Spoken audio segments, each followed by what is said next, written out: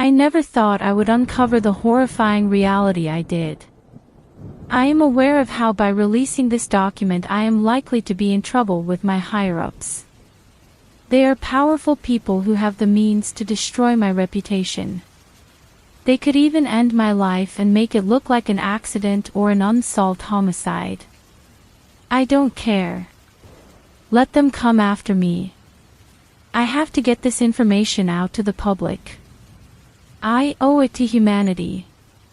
My exact title was Physical Oceanography Scientist. My station was at NASA headquarters for most of my career. My job duties consisted of reading information gathered from satellites. I also helped map the ocean and checked everything from sea levels to salinity. I became familiar with eyes glazing over when I described aspects of my way of making a living to friends. Still, every so often I would go out on a research vessel called the Pulver. Many in my profession would have been content in a room with stacks of photographs taken from space. I wanted to be out in the field. I volunteered to go wherever they asked. I was still young, unmarried, and childless. Traveling was a welcomed privilege of the job. I did not expect to go to an unnamed island that my colleagues have referred to as Death's Acreage. I could not predict what I would see next. My boss called me into his office. His name was Robert Barr. His professional dwelling was a clean area with a marble white desk.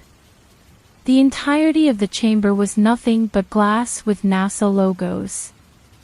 On that particular day something seemed off about his demeanor. I would soon find out what was bothering him. Would you be open to going to an island in the middle of the Pacific? I made eye contact with him and observed how he looked tense. His skin was paler than usual. I guessed he had not slept the night before. He was twitchy. Of course, I said. I've always told you I will go anywhere you need me.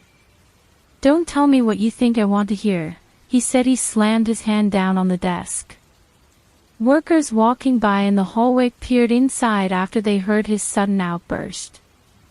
I leaned back in my seat when the noise of his palm hitting the surface reverberated throughout the room.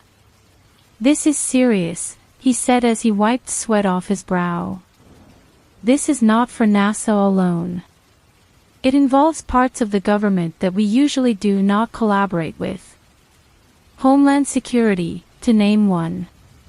This is not going to be within your comfort zone. You will receive a challenge with this one. If you come back with a positive mental attitude still intact, there will be a promotion. It's a huge pay bump, and it will secure your future here in a way that no other assignment can. Is it still on the Pulver? I asked. Yes, he said. May I ask what this entails, if it's outside of my typical tasks? You will know on arrival, but let me give you a few details. You will identify forms of sea life. You will study specific life forms found in and around this particular island. The bit of land in that archipelago has been completely guarded by the U.S. military ever since the Cold War. You may not know this, but people in your position studied the dying phytoplankton. At the time, the paranoia towards the Soviets were so high. They theorized the Russians may have been killing sea life. Has anyone ever told you that before? No, I said. I did not know why he decided to share that with me at the time, though I learned later on how he was inferring a warning. It was indirect, but I should have caught on still. A long pause settled between us. There will be non-disclosure agreements you will have to sign, he said. You must not tell anyone about anything you are about to see you when you get there. This is true whether it is mundane or from another world. His wording struck me as odd. I should have seen the red flags in that moment. I had an inward speculation on how he was in a caustic mood with possible problems at home. It was well known at headquarters that he was going through a divorce. "So," he said, "are you in?" Again, yes. We shook hands and I signed the necessary paperwork. It was the greatest mistake of my life. Pulver was 270 feet long and 50 feet wide. It had 4 decks. The interior had state-of-the-art computer systems and navigational equipment. The day I walked onto it, I saw 2 other crew members. One was the captain. He was an experienced seafarer who I knew had an extensive and impressive background in the Navy. His name was Hugh Rockwell. The second was a man whom I had met several times. Teddy Strickland. He smiled and tried to give me a friendly pat on the arm. I did not reciprocate the warmth. Fact of the matter is, Strickland was well known in the community, but not in a positive way. He is a pseudoscientist. He believed in New Age concepts. This guaranteed him spotlight on the History Channel. Their more outlandish documentaries stoners loved to watch had him in their credits.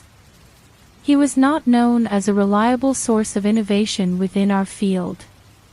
Strickland only maintained validity through being a sort of one-hit wonder. He built a specific device which helped with particle sampling. This invention was a great aid at the time to many of us. I could not understand why they would pair me with him, though. It angered me. I forced a smile at him, and tried to remind myself that I did not have to work too close with him. I could do my own thing at the other end of the boat. I would lock myself away in my cabin and still be useful without his interference. As soon as we were out to sea, I walked onto one of the decks and rested my elbows on the railing. The shimmering luminescence of the water as the lowering sun left me awestruck. The lapping tides reminded me why I chose to make this my life's labor. "You could have become a fisherman if you wanted to stare at the ocean all day," Strickland said. He had a wide grin and elbowed me in the side. We had not even been away from the dock for more than an hour. I fantasized about throwing him overboard. I yearned to watch him drown as I pointed and laughed at his isolated and slow demise.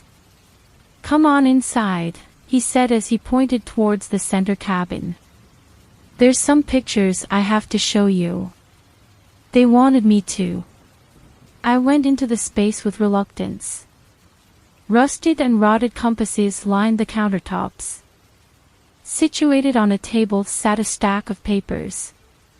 Upon closer inspection I saw that they were black and white aerial photographs. "What about this one strikes you as bizarre?" When I held it up to the light, I saw the anomaly he had referenced. It was a picture of a shallow part of the ocean near the island. Yet there was something beneath the water, near the shoreline. It was in the shape of a face. It had jagged teeth and eyes which were triangular shaped. "Isn't that weird?" Strickland asked. "So it's some kind of demonic entity," I said. Hippies have cloud spotting where they see all kinds of different things. Some individuals see a million different items in the same Rorschach test. It doesn't mean anything without a trained psychologist to tell us about our psyches. "Sure," Strickland said. "I did not tell you what I saw, though. It's the exact same thing." It was 4 long days of twiddling our thumbs and awaiting the arrival at our destination. The air grew colder, whereas I expected humidity based on the region we were in. This baffled me. Still, I did not want to get lost in the muck of speculation on weather patterns in the age of global warming. The island came into sight. Its crescent shape was visible. Its many rosewood and wild lime trees dotted the landscape. It was comforting to see land again, even if I knew the elements would kill almost anyone if left unaided on it for long. Then I looked down.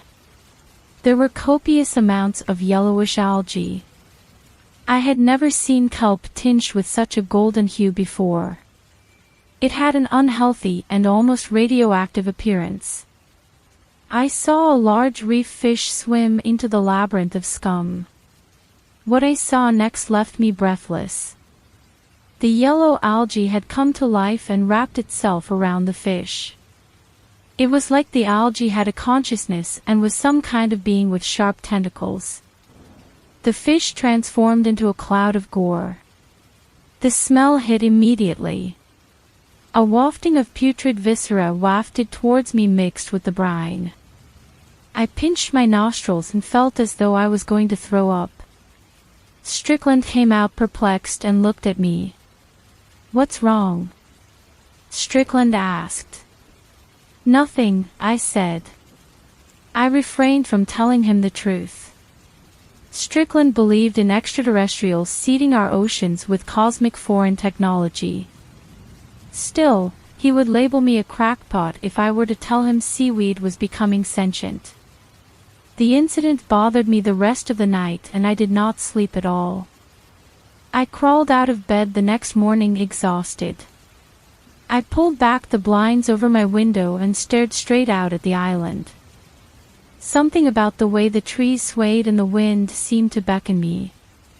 I had a longing to be on its beaches, if only to walk on soil again. As I peered out at the coastal stretch, I saw Rockwell. He appeared from the jungle. He had a semi-automatic rifle strapped to his back. He held a canteen and a wooden block. I reasoned it was a club or some kind of weapon. He got into a light blue kayak and made his way back to the pulver. Once he was aboard, I went up to meet him after I grabbed a cup of instant coffee. "Glance over the railing and tell me if you notice anything about the bottom of the vessel," Rockwell said. I did as he instructed, and noticed how the yellow algae was starting to swarm upwards. It was as though it was trying to cover our home on the ocean in its web-like texture. It seemed to only do so while we were asleep or preoccupied. "I'll have Strickland take a piece of it and see what we can find out about how it spreads," I said. "You should wake him up now, then. So we're allowed to go out there?" I asked as I pointed to the sandy and verdant scenery. "Barr told me to let you know it's ill-advised," he said. "They trust me to go out there because I know how to handle myself. Somebody who looks through microscopes all day may not. No offense. Hey, I need you to analyze something that I've collected." He set the chunk of wood down. I observed that there was lettering carved into it, but it was not done in a sloppy way. It was woodwork created by an artist's hand. The back had ornate and elaborate symbolic designs. They were almost tribal but far from familiar. The single word on the front was English or Spanish. I had never read it before. Still, it echoed something in the lexicon I may have stumbled upon decades before. In all capital letters it read, Carcosa. Outlining the top and bottom of the word were purple-blue crystals stuck in the wood. They shimmered in the light of the rising sun. That was when we heard the scream. It was a shriek, and I recognized it as Strickland's voice. We rushed downstairs. Rockwell kicked down the door after we found it locked. What I saw next will live in my memory forever. He was in his death throes. Strickland was still on his bed. He was on his back. Yellow tendrils of the algae had wrapped around him like rope. Despite the visceral terror I felt, my constant use of deductive logic made me analyze the scene. I tried to figure out where the algae had invaded his cabin. When I looked north of the room, I saw how the living mass had crawled through a shattered part of his window. Parts of the kelp had pierced through his abdominal section. The algae which had dismembered his center had a talon-like end. The sharp protuberances of its head formed a mouth. Pustules, scabs, lesions, and vicious infected cuts littered his body. "Retreat," Rockwell said after he pointed to the ground. The algae came towards us. Rockwell unstrapped his rifle and aimed. He fired. When I saw the projectiles, I realized they were actually rubber pellets. Each time one of them hit the creeping plankton, it seemed to mutate and contort to get out of the way. Still, it moved in our direction. I kept backing up. When my shoulder hit the wall, I noticed a large slithering chunk of the algae above my head. "To the kayak," Rockwell said to me as he shoved me down the corridor and back onto the main deck. He whipped around and continued firing as he took steps in reverse. He screamed the entire time. He stopped his war cry only when he reloaded.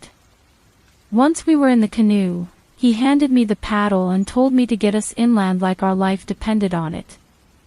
I did, and we managed to reach the shoreline within a matter of minutes. Rockwell had an emergency phone which he used to call headquarters.